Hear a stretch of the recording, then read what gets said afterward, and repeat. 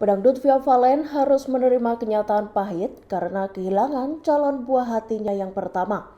Istri Zefra Yolandi ini mengalami keguguran lantaran janinnya tak berkembang pada usia kehamilan 8 minggu. Selain harus rela kehilangan calon bayinya, Via Valen rupanya juga sempat pingsan gara-gara tak segera mendapat perawatan. Hal itu terjadi lantaran Via Valen sempat menolak saran dokter untuk melakukan kurek.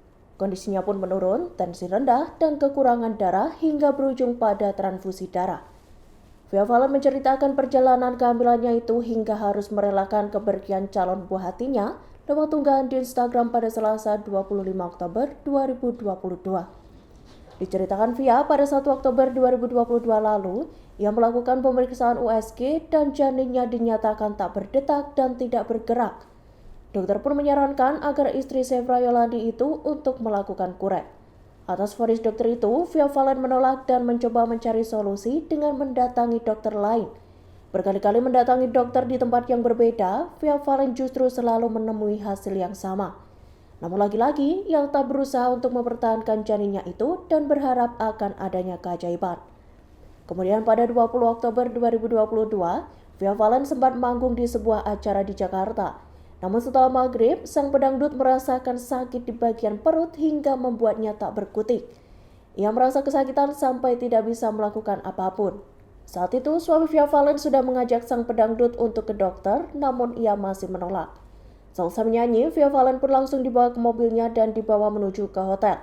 Hampir tiba di hotel, sakit yang dialami Via Valen justru bertambah dengan durasi yang lebih lama. Via Valen pun berteriak dan menangis karena menahan sakit hingga membuat sang suami panik ketakutan. Zefra Yolandi kembali mengajak istrinya itu untuk rumah sakit, namun Via Valen tetap menolak karena tak ingin dikurek. Setelah tiba di kamar, tiba-tiba Via mengeluarkan banyak darah hingga membuat dirinya lemas tak berdaya. Bahkan Via Valen sempat tak sadarkan diri lantaran mengeluarkan banyak darah. Dikatakan Via, suaminya sangat ketakutan, bahkan menangis melihat kondisinya kala itu. Setelah sadar, Via sempat kembali lemas hingga akhirnya sang suami memutuskan untuk membawa sang pedangdut ke rumah sakit. Saat di rumah sakit, tekanan darah Via Valen rupanya hanya 60, sedangkan tekanan darah normal pada manusia yakni 90. Dokter bahkan sempat menyayangkan Via Valen baru dibawa ke rumah sakit dalam kondisi sudah lemas. Setelah di rumah sakit, Via Valen akhirnya baru menyetujui untuk dilakukan kurek agar tak lagi merasakan sakit. Hingga akhirnya pada 21 Oktober 2022, Via Valen pun dibius total dan melakukan kurek.